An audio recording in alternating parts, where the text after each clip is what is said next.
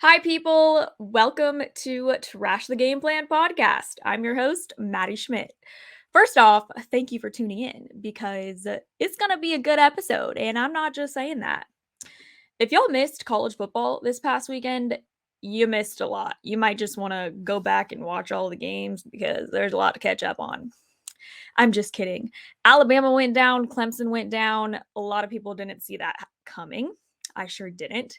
Georgia currently sits at number 1. The playoffs are going to be interesting, and I, for one, can't wait to see who gets in.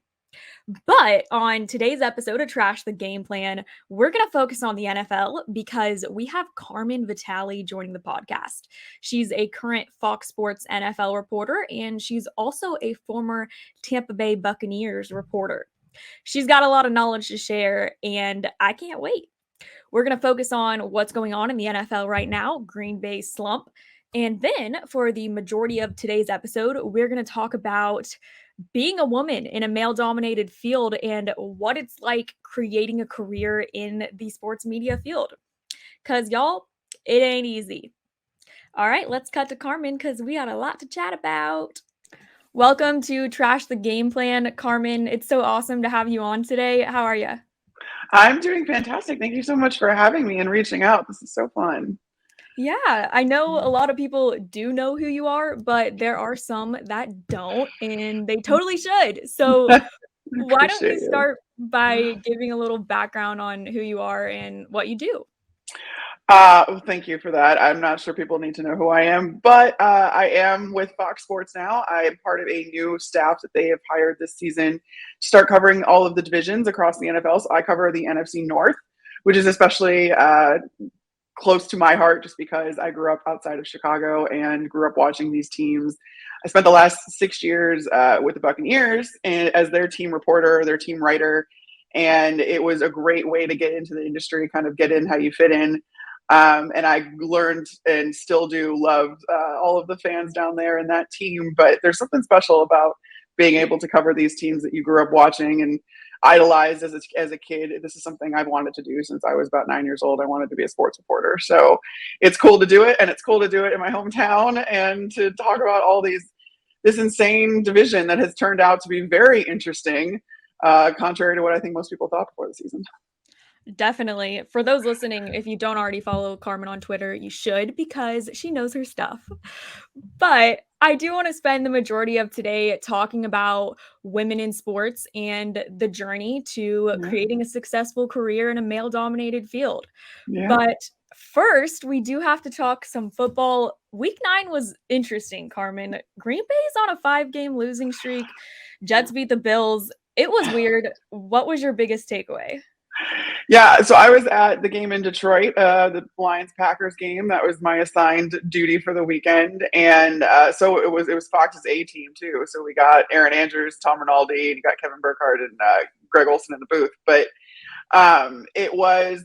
I think that a lot of people expected that to be the bounce back game for the Packers, especially ahead of the Cowboys. They have them at home this Sunday, and Aaron Rodgers has been historically very good against the Cowboys. So it was like, all right, get through the Lions, maybe get your win, break the losing streak that you've had, and then you're going to be able to add to it because of Rodgers' history against the boys. But that's not at all what happened, and it was an absolute catastrophe of a day for Green Bay. And I think that everyone is now having to come around to the fact that Green Bay isn't going to turn this around.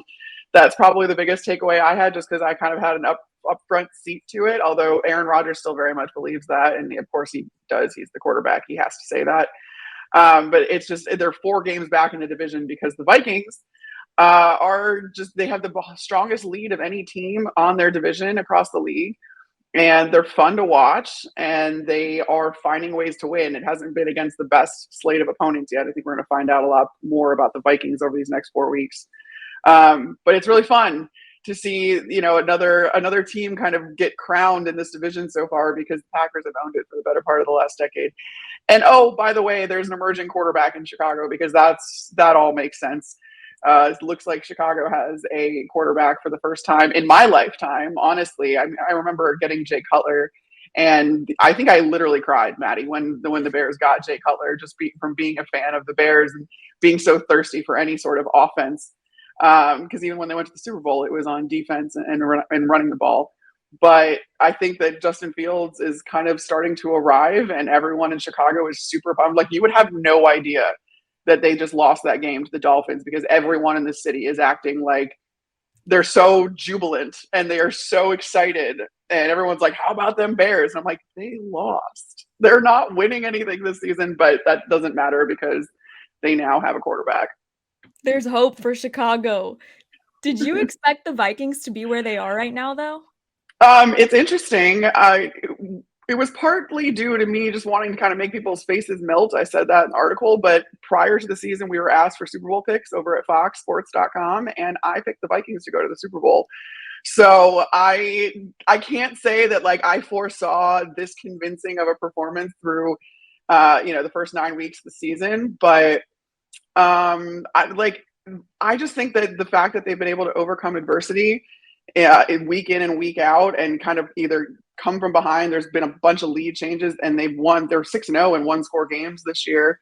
So I don't know that I anticipated them figuring it out so quickly, and I don't even know if they have. That's the thing. They're still figuring themselves out after the regime change, but they're winning while they're doing it, and that's the biggest indicator to me that these guys are for real. Look at you. This weekend should be pretty telling, though, for the Vikings, I think. Yeah, I mean that, like, especially, well, we're gonna see. It's one of those things where like they got the Dolphins without Tua, and now they may very well get the Bills without Josh Allen, and it's like one of those things where, all right, is this just some sort of like preordained season for the Vikings, or I don't know what's going to happen, but I mean, I think that regardless, the Bills defense is fantastic, and they're going to get a real test this weekend. They're going to get a real test over the next 4 weeks. So starting with this Sunday, and we'll find out. Definitely. Let's go back to Green Bay for a second. Packers fans are not happy, obviously. Do No, you think LaFleur is in trouble? I don't think so. You get one down year, especially with the injuries that they've had and the resources that I mean, people talk about the resources that Aaron Rodgers has to work with. I mean, Matt LaFleur also has to work with them. He has to figure, he's the offensive play caller. He has to figure out how to make what they have work. And so far, you're seeing that he's not as well equipped as he needs to be. And so I don't think it's necessarily as damning on Matt LaFleur as it perhaps is on Brian Gutekunst. And I can never say his name right. Like, I just call him Goody because I never want to like say that name. Like, I don't even think that was the wrong way to say it. I'm not used to saying anything other than Goody. But that being said, I think that a lot of this falls on the GM, in that you just didn't surround Aaron with enough weapons. The fact that Devontae Adams leaving left this big of a hole is it's not necessarily surprising, given that Devontae Adams had the biggest target share of any one player on his team across the league. But it's just you think that you'd be able to kind of, at least, especially with the running game that they have. I don't know, and the play calling at times has been questionable, and that does fall on Matt LaFleur. But I think, given his success up until this point, he's earned a little bit of the benefit of the doubt to kind of figure things out when things are going off the rails, especially with all of the injuries that they have. That offensive line not excluded, which I think is the biggest indicator of how well an offense does as a whole. Yeah, I think next season will be a little bit more telling as to his future in Green Bay. Absolutely. Week 10 will kick off with Panthers and Falcons. Both of these teams have had their fair share of struggles this season. What do you think we can expect Thursday night? It's going to be another Thursday night game. That's just the pack. Listen, the Panthers they have absolutely no direction right now. They fired their coach in season. That's never been a historically good sign for a team. Sometimes you get like the head coach firing rally the week after, but that's long gone. And the Panthers they have some really good pieces, especially on defense. But the fact that they were such sellers at the trade deadline and everything like that kind of indicates that, hey, yeah, they're not expecting much out of this season.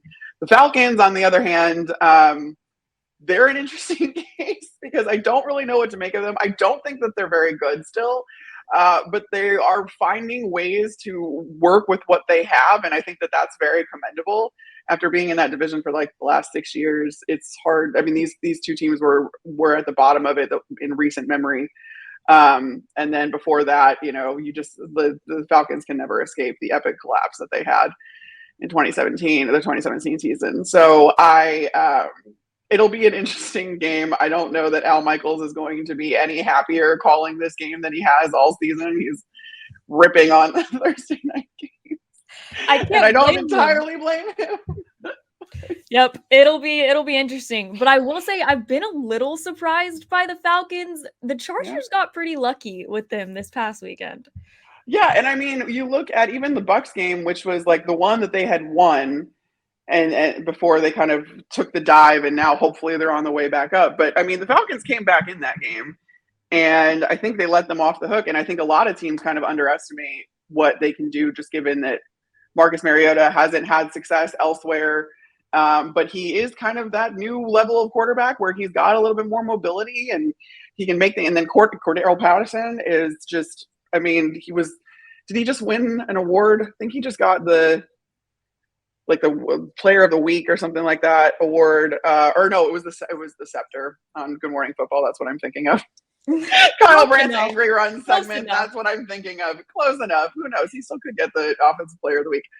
That'll be announced shortly. But yeah, I mean, he's a really fun little weapon for them to use, and I think that ground game has obviously saved them. So we'll see. I feel like we're seeing a little bit of a shift now, just in the NFL as a whole, into these run-first offenses, especially when you do have a more mobile quarterback, because it opens up so much. And defenses just really aren't equipped to handle the run as like they were a decade ago, because it's been a passing league, and so they're very much used to having smaller, more agile, more faster defenders, because that's what they need to combat these receivers in the passing game. But now you load the box a little bit more as an offense. You have a couple running backs in there, maybe bigger tight ends, bigger personnel in general, and defenses don't have an answer for that, especially when that includes the quarterback. Yeah.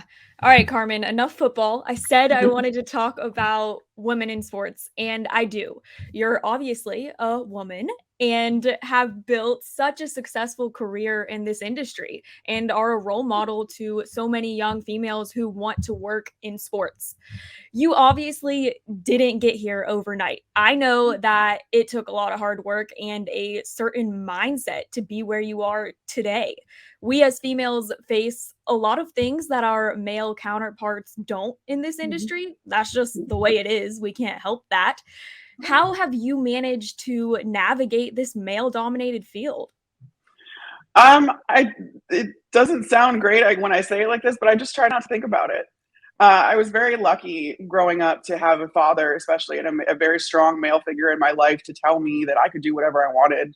And he was very encouraging, and he was the one that got me hooked on football in the first place. And I remember watching games with him and just, asking a bajillion questions all the time, and he never got annoyed. He never, he always was there to answer whatever I had. And then when he didn't know the answer, to get the answer for me and to look into things. And he taught me how to do just that. If you don't have an answer to something, you can get it some way, shape, or form. And it kind of set me up to really not consider what it's like to walk into a room and be the only woman. Because that happens a lot, and it probably happens more than I even realize. But because from a very early age, I just had it instilled in me that it didn't matter and that I could do whatever I wanted. I just tend not to think about it as much as possible. And I try to just put my head down. I try to listen a lot more than I talk, and which is funny because my job is to talk. But when I'm in those rooms, I say this all the time. I never want to be the smartest person in the room. And I've gravitated towards kind of the sources of all of this, like the football knowledge. I've just nerded out completely over the game and gravitated towards coaches who have been wonderful to me and taught me so much in my career, and tried to retain and just be a sponge as much as possible. So if you move about in that way, and it's very clear that your intentions are you want to learn the game, you want to be educated, and you want to be just valuable in your opinion, I think that a lot of people respect that. And that's all I've ever tried to do. And I think that, there's, as with any industry, there's always been a few bad apples that have kind of spoiled the bunch. And unfortunately, those get a lot of attention. And so I think it sets women back a lot. in a lot of ways, but I think if people know that you're just kind of about your business and you're going into a room to find out the information that you need to find out and do your job, that goes a long way. It doesn't always work, but it's one of those, like, sometimes you lose a battle, but you'll continue to win the war if you just put your head down and work. that's That's really, true. yeah. Yeah, thanks for sharing that. I love what you said about your dad and trying to find the answer when you don't know something, because we don't know everything, and there are Mm-mm. some people out there that pretend they do, but they don't either. It reminded me of a while back when I've always known that I want to work in sports. It's been my dream. I've been working towards it my whole life, basically. I remember asking my parents to go on Amazon and buy me Football for Dummies because I needed to just learn. And I Yeah. never want to be put in a situation where my knowledge is in question. Right. Exactly. And that I had that book. I had that too. And I watched as much football as I possibly could. But then the biggest thing that helped me is, and it required me being in this industry a little bit. In college, I worked in the sports information office. It's not super glamorous, but it's a lot of stats and stuff. But I gravitated towards the football sports information director, and him and I to this day have a wonderful relationship. He set me up with just all of he was just very open to me asking questions, and he never made me feel dumb or never held it against me if I didn't know something.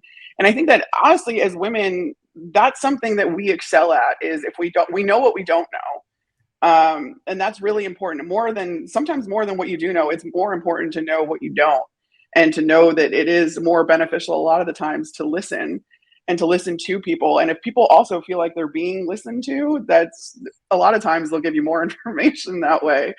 And then that just continued. I mean, it started with him. His name's Randy. And as I kind of got further into the industry and had access to coaches and players and everything like that, that's how I've ingratiated myself, I feel like, with a lot of these guys, is just by asking them questions, just not because I wanted a quote or I wanted the story. I wanted to learn.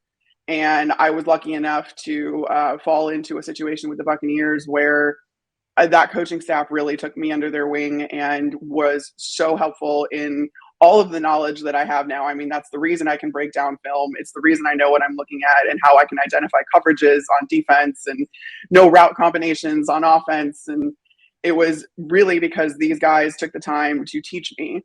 And I feel like women are maybe a little bit more equipped to ask those questions, and to want to be taught. Not to say that men don't do that either, because I think that there's a lot of them that do. But you not only do you get a lot of knowledge that way, but you build a network that way too. And relationships are everything in this industry. Definitely. That's really special, your relationship with the SID and working in that office. It reminded me of my freshman year in high school. I volunteered to work for the varsity football team as a water girl, not Yeah. because I wanted to stand there in the hot sun and give them water, but I just wanted to learn and Mhm. see the game from a different perspective, because Yeah. you're right, there's a lot I didn't know and there's still a lot I don't know, and Oh that's yeah. okay. But I remember at first those guys were like, "Okay, what is she doing here, really?" And I'm like, "They learned pretty quickly. I just want to learn more about the game." Yeah. But I do think that that's one thing that women have to deal with. One of many that women have to deal with that men don't, is that there is a period of proving yourself that a lot of times men don't have to go through. You have to prove that you're there for the right reasons. mhm. And that's a lot of times unfair, because every woman I've surrounded myself with in this industry is there for the right reasons, and belongs there. But it doesn't matter what situation you're in, you're kind of sized up, you're a little like evaluated. People, even now, it's really funny. I remember my very first, when I just took this job. This is my first season with this job, and my first press conference up in Lambeau Field, I was in a post game presser after Bears Packers, and I asked a question for the first time, and I just remember every single person in that room turning around to look at me, and I was like, "Yep, this is a different voice than you've heard." And it's interesting, even coming from the beat, they've been nothing but wonderful to me since. But and that, not that that was a bad thing, but it just you get some interesting, like, no one turns around, even if it's a new guy in the room, no one turns around and looks at a guy Yeah. asking a question. But when it's a woman, and especially someone that's brand new to the beat, I took them all a little bit off guard. But you roll with those kind of punches, and if you can, make it through those situations, and again, if you are there for the right reasons, that'll show. It's a little bit unfair to start with. Mm-hmm. I would like to say that I hope that changes, and I do, but I don't know if that day will ever come where people don't turn around to look, okay, who is this female talking? Yeah. But what is one thing, Carmen, you wish more people knew about this industry? That's a great question. I mean, it's not like, it's a lot of fun. Don't get me wrong. I do this because I love football and I can't imagine doing anything else. But it really is a grind, and there is a hierarchy in it that is inherent and foundational, really. That, I mean, I noticed it more when I was with a team where, and rightfully so, football was the main focus and everything like that. But there's a lot of people that make the product of what football is what it is, essentially. It's not, the teams aren't what they are unless, there are people, even like, the ticket sales, selling tickets to get people into the stadium, the marketing people that make the team look amazing even when they're not doing well on the field. The people the journalists too, that are ingratiating you and bringing you closer to your favorite players. And so fans get more attached to teams. That was always a big driving force in me wanting to be a journalist, was to tell these stories of these guys as humans, in addition to all of the stuff about the game that I love. But I think that you can, especially working for a team, you saw what these guys go through day in and day out, and how the organization and how it takes so many people to make this thing go. And I always wanted to shine more of a light on that, because whether it's, like I said, whether it's even on the business side or even on the football side of things, coaches, the things that they do day in and day out. I mean, I think a lot of people love to play the armchair quarterback and say, well, I would have done this, I would have done that. And there's just so many more moving parts and so much more that goes into it than you realize. And there's so many, and as a result, though, there's so many wonderful stories to tell. And that it's been a driving force in my career for sure. But there's so much that goes into this industry, and it's not always very glamorous. And I try to show a lot on my Instagram too, of just even traveling. Like, you're sitting in an airport, you're getting up early, like 6 a.m. just to hop on a 7 a.m. flight so you can be there in time for media availability, and you're trying to walk around. Like, I swear, every single time an Uber drops me off at a stadium, it is on the exact opposite side that I need to go in. Like, trying to figure out your way in just all of these different places and little things like that. Like I said, it's a very fun job. I don't take it for granted at all, but it is a grind, and it is really, you need to put in the work to be good at it. It is, and it's a lot. A lot of people don't see all the hard work, the behind the scenes, the airport, the traveling, all that stuff that you go through. And like No. you, I fell in love with this industry because of the people and the stories behind the athletes. They're more than just throwing touchdowns or throwing interceptions. I like to know what they do outside of football and Yeah. try to gravitate towards people that aren't super into stats and stuff to get them involved in the game. Carmen, this industry is tough. You know that. You've managed to build a successful career. I am obviously still trying, but would you mind sharing a story about a time in your career when things weren't working out for you the way you thought they would? I need some inspiration. Yeah, no, I told you before we got on. I mean, my first full-time job in sports didn't come until I was 27. And that was obviously not the plan. I had held multiple internships in college. I thought that I did everything right. And what I've learned, though, along the way is everything, it sounds so stupidly cliche, but everything really does work out how it's supposed to, and it works out for a reason. I had never had Tampa on my radar either. And I remember I went back to school to get my master's in sports administration from Northwestern. And I was totally lost, quite honestly. I had been doing internships in PR, and I was actually in Major League Baseball before that. And then I had taken an account coordinator job with a sports marketing company, hated that. And I didn't know where I was going to go from there. I didn't know how to even, I was totally at a loss. And so I was like, I'll go back to school, I'll get my master's, and hopefully that will, jumpstart it. And I remember being halfway into the program and still not knowing where, like, I'm like, do I still try and go the PR route? Do I go where I wanted to go all along and try and be a writer? But those jobs are very rarely posted, all that kind of stuff. And honestly, you just kind of go back to who you know. And the person that got me the job with the Buccaneers was someone I had interned with at Arizona State in undergrad in that sports information office. And I just reached out to him on a whim. I probably hadn't talked to him in 2 years.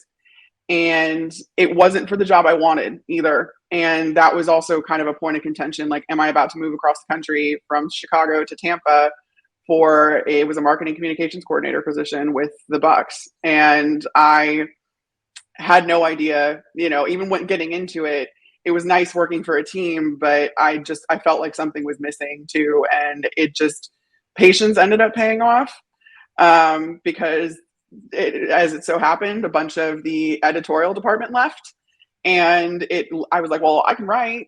And I volunteered, and I was actually doing 2 jobs at once. I was a copywriter and I was writing for the website for an entire year, and until they promoted me and switched me full time onto the website, and which is where my journalism career restarted. It was in college and then restarted. I don't. It wasn't at all how I thought it was going to go, and I feel like everyone I talked to said the same thing.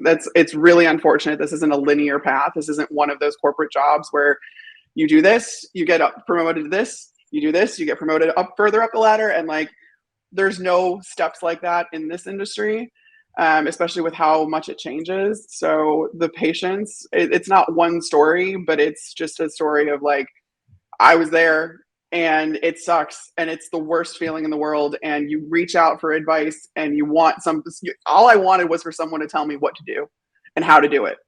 And I was like, I will do whatever. I don't care what it takes. I will do whatever. I know. I was there. I was exactly that. And there is no roadmap, and it's so frustrating. And that's why I hate having to like tell this to people, because I'm like, I was there. I promise you, I know exactly what you're going through.